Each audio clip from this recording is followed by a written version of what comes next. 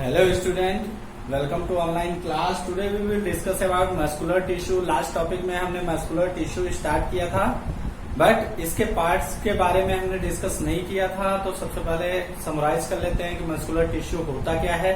तो muscular tissue are those type of tissue which will help our body movement. ऐसे tissue होते हैं जो हमारे बॉडी को मूवमेंट होने में क्या करते हैं, हेल्प करते हैं. इनके तीन टाइप्स होते हैं. पहला होता है स्ट्रैटेड, दूसरा होता है स्मूथ और तीसरा होता है कार्डियक. तो तीनों सेल्स के बारे में डिस्कस करते हैं, तीनों मसल्स के बारे में डिस्कस करते हैं कि how they get work. First है हमारा स्ट्रेटेड मसल्स. अब ये क्या होती हैं और इनका क्या फंक्शन होता है डिस्कस करते हैं. तो These muscles are attached to the skeleton by tendons. That means कि ऐसी टाइप की मसल होती हैं जो टेंडन के सहारे स्केलेटल सिस्टम से बिल्कुल चिपकी हुई होती हैं, जुड़ी हुई होती हैं. They muscles get tired and need rest. ये ऐसी मसल्स हैं कि इनको क्या जरूरत पड़ती है, रेस्ट करने की. क्यों? क्योंकि ये ज्यादा काम करने से थक जाती हैं. फॉर एग्जाम्पल के लिए आपका हाथ है, काम करते करते एक टाइम में क्या हो जाता है, थक जाता है. तो आप क्या करते हो, रिलैक्स थोड़ा फील करते हो. रिलैक्स करने के बाद में क्या करते हो, वर्क करते हो. इस केस में अगर मसल के केस में देखें तो मसल क्या हो जाती है, एनर्जी को टोटली लॉस कर देती है. फिर से yet would it be need to get energy by the rest.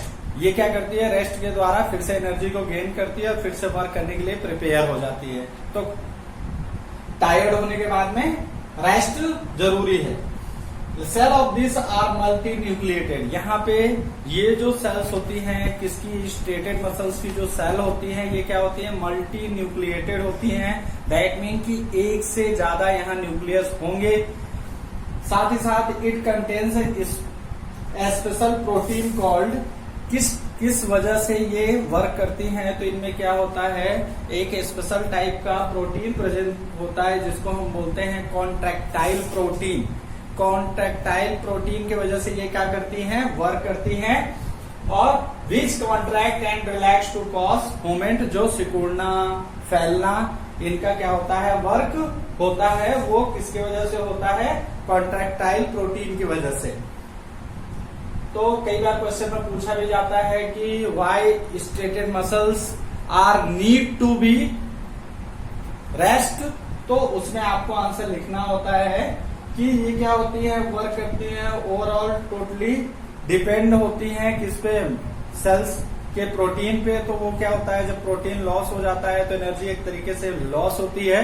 Energy को गेन करने के लिए इन्हें थोड़ा टाइम लगता है, फिर से अपने आप को प्रिपेयर कर लेती हैं और वर्क के लिए तैयार होती हैं. जैसे यहाँ पे मैंने छोटा सा डायग्राम बनाया हुआ है. जैसे हम हाथ को ऐसे करते हैं तो ये ऊपर की तरफ क्या हो जाता है, कॉन्ट्रैक्ट हो जाता है.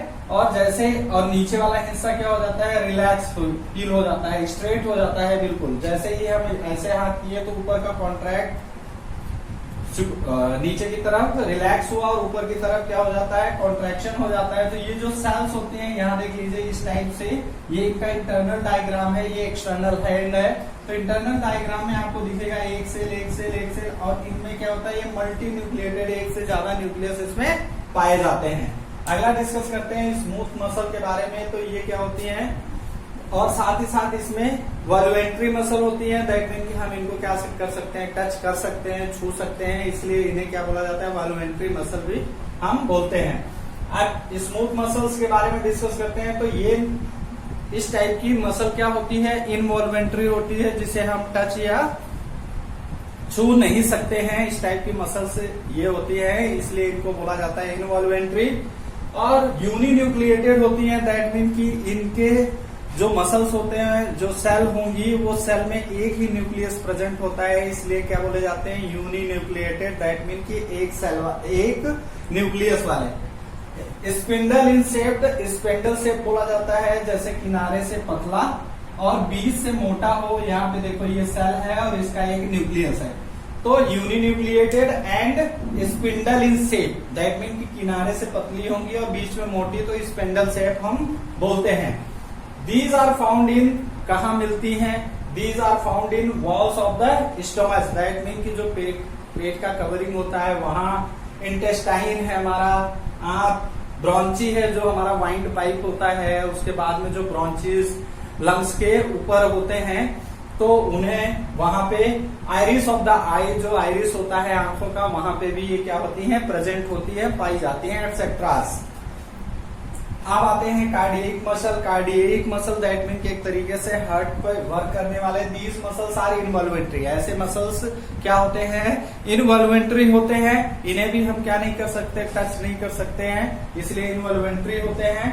Only found in the walls of the heart. कहाँ मिलती हैं, सिर्फ हार्ट के जो वॉल होती है, कवरिंग होती है, उसी पे पाई जाती हैं।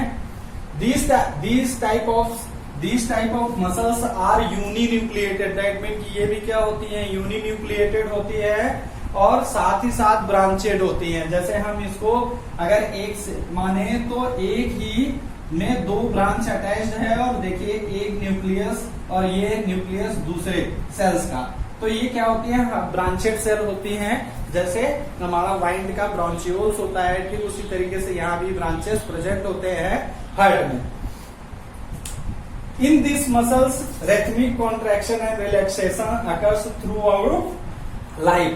जीवन में कभी भी ये क्या होते हैं, इनका rhythmic contraction and relaxation होता है, that mean इनका relaxation contraction, that mean ये वर्किंग लगातार चलती रहती है, बीच में रुकती नहीं है। जैसे यहाँ पे स्ट्रेटेड मसल्स में क्या था, नीड रेस्ट की होती है, बट यहाँ पे थ्रू आउट जब तक बॉडी वर्क करता रहेगा, हार्ट हमारा लगातार चलता रहता है, 24 आवर वर्क करता रहता है, यहाँ पे ये रुकता नहीं है, इसमें कॉन्ट्रैक्शन और रिलैक्शन लगातार चलता रहता है, बीच में रुकता नहीं है ये प्रोसेस। इस टाइप की मसल को हम बोलते हैं कार्डियक मसल, जो हमारा हार्ट में पाया जाता है, और ये क्या होता है, वॉल्स ऑफ द हार्ट पे हमें मिलती हैं। फंक्शन क्या होता है इनका, क्या काम होता है, रिथमिक कॉन्ट्रैक्शन एंड रिलैक्शन का वर्क होता है, जो थ्रू आउट लाइफ चलता रहता है। Now let's we move on another topic, nervous tissue.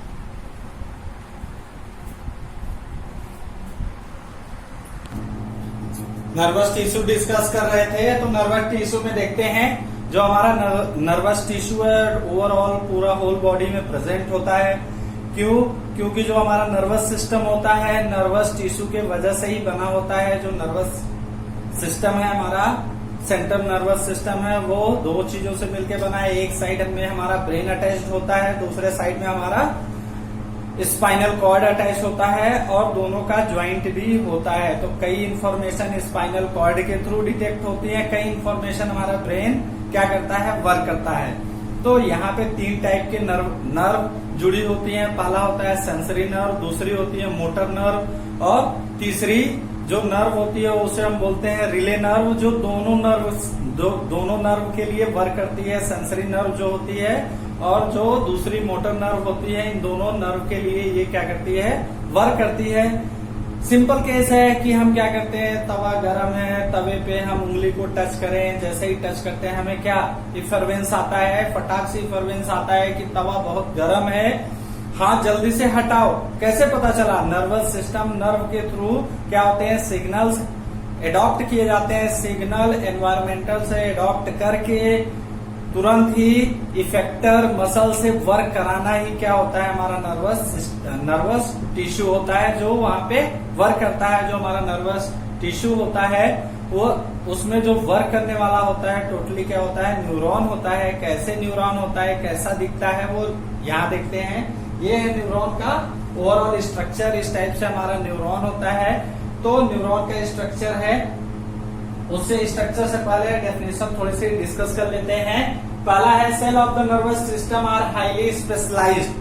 Highly specialised structure होता है which is being stimulated, that mean की इंफॉर्मेशन को कलेक्ट करता है और स्टिमुलस को प्रोवाइड कराता है। दैट मीन की स्टिमुलस से इंफॉर्मेशन को क्या किया, टेक किया, फिर वापस से क्या करता है, इफेक्टर मसल से वर्क कराना। दैट मीन की स्टिमुलेटेड होता है, वर्क बोथ साइड होता रहता है। जितने सिग्नल्स मिलते हैं, चाहे इमोशनल हो, चाहे फिर हार्डनेस की तरफ से हमें मिला हुआ कोई मैसेज हो, या बॉडी की तरफ से कोई ऑर्गन की तरफ से हमें मिला हुआ मैसेज हो, फिर इफेक्टर्स मसल क्या करती है, उसको वर्क करती है। तो आगा है ट्रांसमिटिंग स्टिमुलस, यानी मैसेज को एडॉप्ट करके मैसेज को ही क्या करते हैं, प्रोवाइड कराते हैं। स्टिमुलस वेरी रैपिडली, बहुत ही तेजी के साथ, यानी सेकेंडों में यहाँ काम होता है, मिनट भी नहीं लगते, सेकेंड से भी कम टाइम लग जाता है। From one place to another, एक स्थान से दूसरे स्थान। These brain, the brain, spinal cord and nerves, यहाँ पे जैसे मैंने बताया कि ब्रेन, स्पाइनल कॉर्ड और टोटली नर्वस सिस्टम जो है यहाँ वर्क करता है। All composed of nervous tissue, ये तीनों क्या होते हैं, टोटली नर्वस सिस्टम से कंबाइंड होते हैं, जुड़े होते हैं, जहाँ पे नर्वस टिश्यू क्या करता है, वर्क करता है ओवरऑल। तो यहाँ देख लीजिए स्ट्रक्चर ऑफ न्यूरॉन है ये। तो ये जो बीच का एरिया इसको हम बोलते हैं एक्सॉन्स, यहाँ से शुरू करते हैं। ये जो ब्रांच है, इस टाइप से जो स्ट्रक्चर है, ये ब्रांच को हम बोलते हैं डेंड्राइट।